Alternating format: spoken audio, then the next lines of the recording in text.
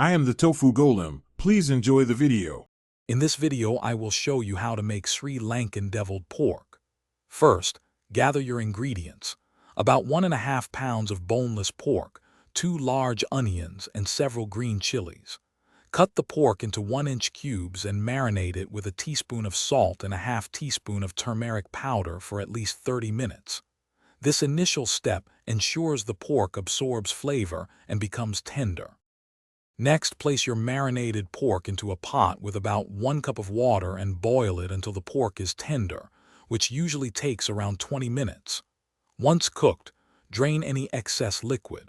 Then, in a separate pan, deep fry the pork pieces until they turn a beautiful golden brown and become wonderfully crispy. This step adds a fantastic texture to the dish. Now let's create that signature deviled sauce. In a clean pan, sauté your sliced onions, green chilies, and a few curry leaves in about 2 tablespoons of oil until fragrant. Add 1 tablespoon of ginger garlic paste and cook for about 1 minute. Then, stir in 2 tablespoons of chili powder, 1 tablespoon of tomato paste, and a half cup of water to form a rich, aromatic sauce. Finally, it's time to bring everything together. Add your crispy fried pork pieces to the simmering deviled sauce and mix thoroughly, ensuring each piece is well coated.